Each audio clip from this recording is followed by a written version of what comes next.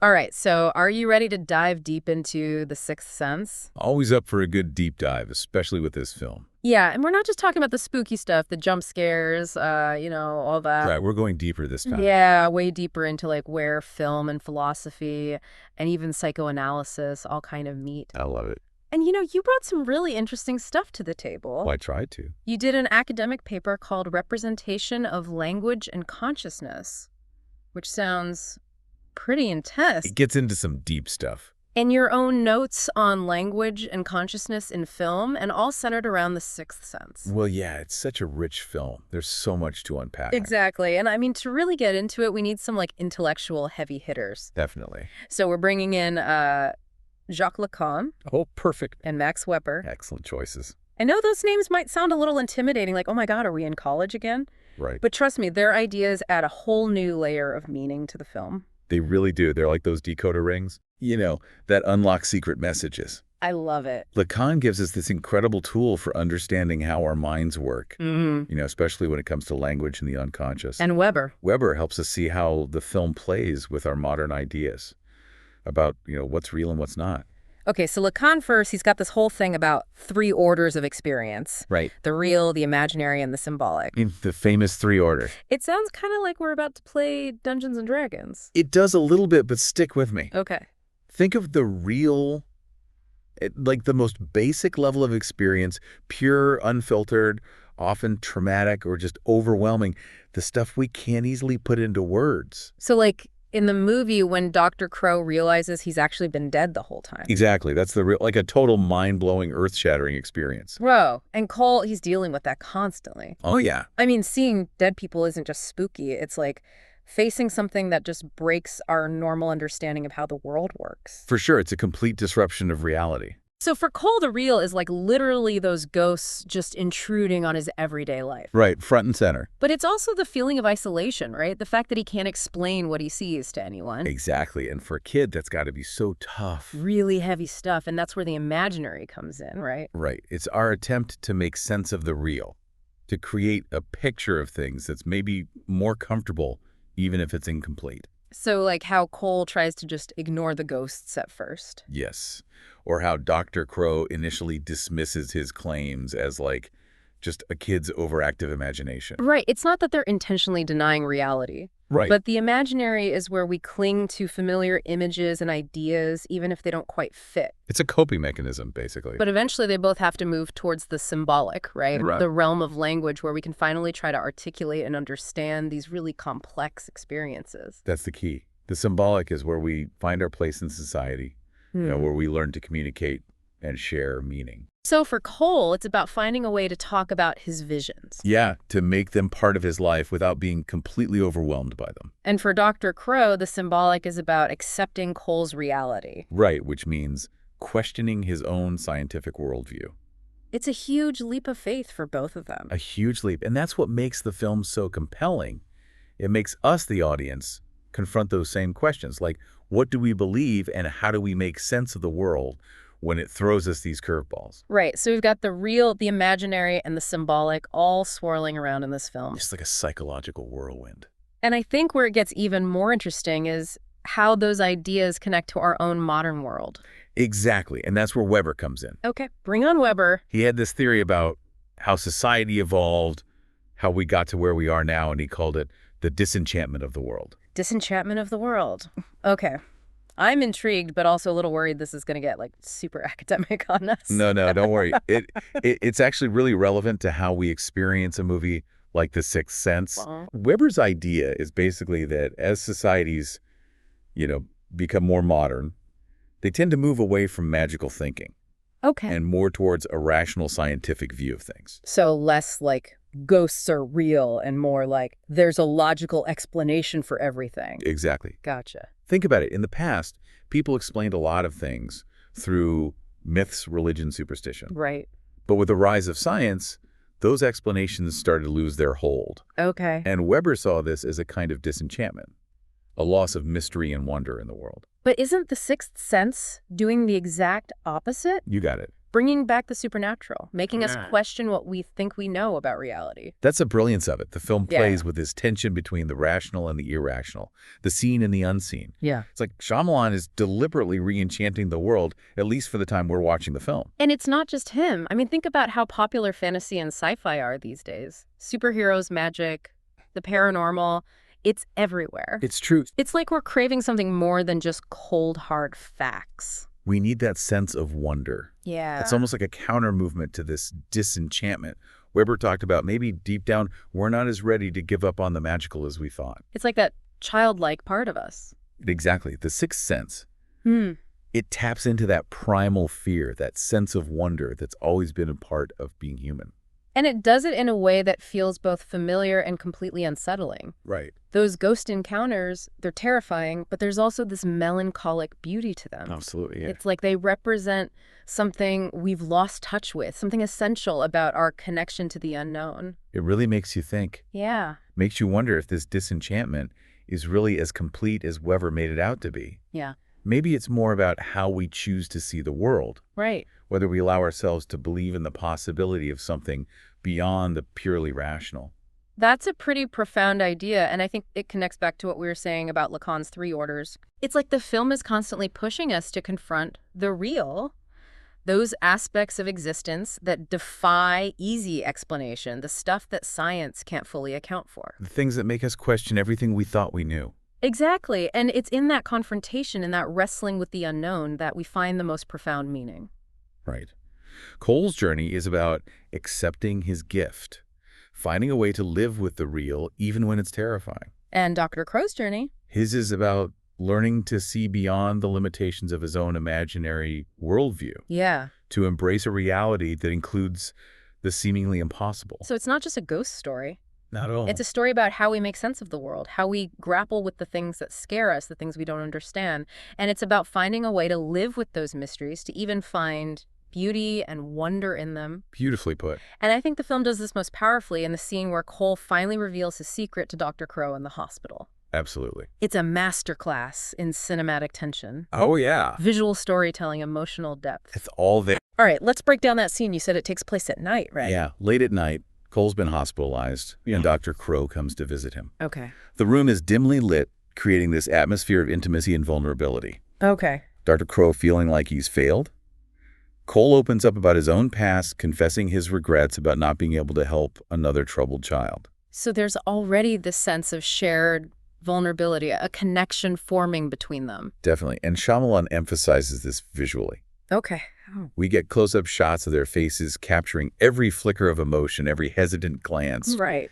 The camera slowly pushes in on Cole as he gathers the courage to speak. Oh, wow. Building the tension, making us feel like we're holding our breath along with him. You can practically feel the weight of the secret he's been carrying, the fear and the loneliness. It's palpable. And then those words whispered in the dim light. I see dead people. The simplicity of the statement, the matter-of-fact way he says it, it's chilling.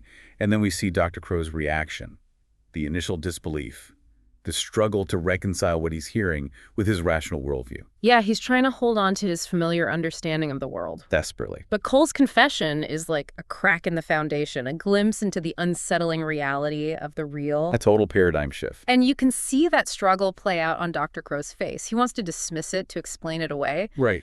But there's something in Cole's eyes, in his quiet certainty, that forces him to confront the possibility that maybe, just maybe, there's more to the world than he's been willing to see. It's a turning point for him. And that's where Weber comes in again, right? Exactly. Dr. Crow represents that disenchanted modern man, the one who relies on logic and reason, who's been trained to dismiss anything that doesn't fit into a neat scientific framework. He's the epitome of that worldview. But Cole's confession is like a challenge to that worldview. It throws a wrench in the whole system. It's a re-enchantment, forcing Dr. Crow and us, the viewers, to consider the possibility that the unseen world might be just as real, just as powerful as the world we can perceive with our five senses.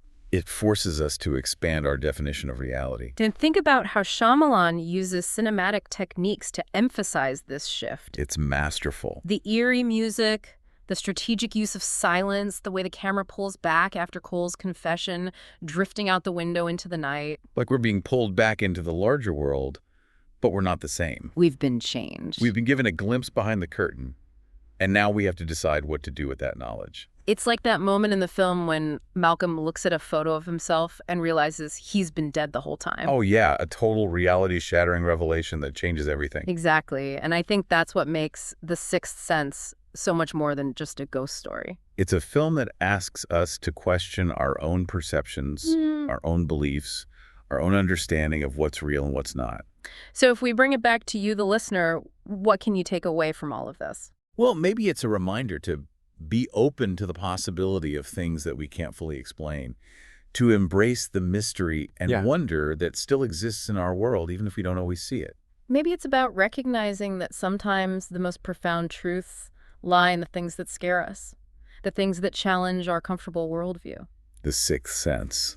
It invites us to confront those fears, to look beyond the surface of things, and to find meaning in the unexplainable.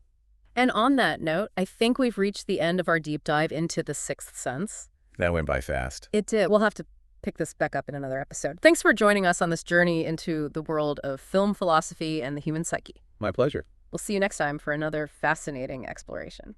Looking forward to it. So we're talking disenchantment of the world. Yeah, it's a catchy phrase. Right. It kind of grabs you. But what does it actually mean? Like, how does it play out in the film? Okay, so think about Dr. Crow. He's a psychologist, right? He's all about logic, reason, evidence. He's a man of science. Exactly. And in a way, he represents that disenchanted worldview that Weber talked about. The one where everything has to have a rational explanation. Right. No room for the supernatural or the mystical. But then he meets Cole. And Cole's whole existence challenges that worldview. Because Cole literally sees dead people. Right. And at first, Dr. Crow tries to fit Cole's experiences into his existing framework. Like maybe Cole's just imagining things, or he's having some kind of psychological break. Exactly. He's trying to find a rational explanation, a way to disenchant what Cole's seeing. But the film doesn't let him off that easy. No. It keeps pushing us towards the possibility that maybe Cole is telling the truth. Maybe the supernatural is real. And that's where the re-enchantment comes in. Right. Shyamalan is deliberately playing with our expectations. He's inviting us to question our own assumptions about what's real and what's not. And it's not just about ghosts, right? It's about this whole idea of belief, of faith, of opening ourselves up to the possibility of something beyond what we can see and touch. Exactly. Think about the scene in the church where Cole and his mom are hiding from the ghost of the little girl. Oh, yeah, that scene is so intense. The way Shyamalan uses light and shadow, the sound of the organ playing, it's like he's creating this atmosphere of both sacredness and terror. And you can feel Cole's fear, but also his fascination with what he's seeing. Right. He's drawn to the mystery of it, even though it scares him. It's like that pull towards the unknown that we all have deep down. Exactly. And I think that's what makes the film so resonant. It speaks to that part of us that wants to believe in something bigger than ourselves, something beyond the mundane. But it also reminds us that those beliefs can come with a price. For sure. Cole's ability to see dead people, isolates him. It makes him an outsider. And it puts him in danger, too. Right, so the film isn't romanticizing the supernatural. It's acknowledging the very real consequences of encountering the unknown. So we've got this tension between the rational and the irrational, the seen and the unseen, and it's all playing out against the backdrop of this disenchanted modern world. And I think that's what makes The Sixth Sense so powerful. It forces us to confront those tensions within ourselves. To ask ourselves, what do we believe and how do we make sense of the world when it throws us these curveballs? And maybe even more importantly, are we open to the possibility that there might be more to reality than we can fully comprehend? That's a great question to leave our listeners with. But before we wrap up, I want to go back to that hospital scene where Cole finally reveals his secret to Dr. Crow. Oh, yeah. Let's dive into that. Yeah. Oh, yeah. It's such a pivotal scene in the film. So much happens in that one room. So much. Yeah. It's like all the threads of the story are coming together. Okay. So remind me, what's the setup for this scene? Where are we in the story? So Cole's been hospitalized. He's really struggling with his ability to see dead people. Yeah, it's taken a toll on him. And Dr. Crow, he's feeling like he's failing Cole. You know, he hasn't been able to help him. So there's already this tension, this sense of failure hanging over them. Exactly. And it's late at night. The room is dimly lit. It creates this really intimate atmosphere. Okay, so we're already feeling that sense of vulnerability. Right. And then Dr. Crow, he does something really unexpected. What's that? He starts to open up to Cole about his own past. Wow, I don't remember that. Yeah, he confesses that he feels like he failed another patient years ago. Huh? A young boy who he couldn't help. So he's showing his own scars, his own struggles. Exactly. And it's like that vulnerability creates a space for Cole to finally speak his truth. Because up until this point, he's been so afraid to tell anyone what he sees. Right. He's been carrying this burden all alone. And the way Shyamalan films this scene, it just amplifies that tension. Oh, yeah. Those close-up shots on their faces, the way the camera slowly pushes in on Cole as he's about to speak. It's like we're right there with them. You're holding your breath waiting for him to say it. Exactly. And then he whispers those words, "I see dead people." It's so simple, but so powerful. It gives me chills every time I hear it. And then we see Dr. Crow's reaction, that initial shock, that disbelief. He's trying to process it to fit it into his rational worldview. But it doesn't fit, does it? No, it's like Cole's confession has shattered that worldview. It's a confrontation with the real threat, the thing that can't be explained away or rationalized. And it's a turning point for Dr. Crow, isn't it? Absolutely. Up until this point, he's been so focused on finding a logical explanation for Cole's behavior. He's been trying to disenchant the situation. But now he's forced to confront the possibility that maybe, just maybe, Cole is telling the truth. That the supernatural is real. And that's a terrifying thought for someone like Dr. Crow. Because it means everything he thought he knew about the world might be wrong.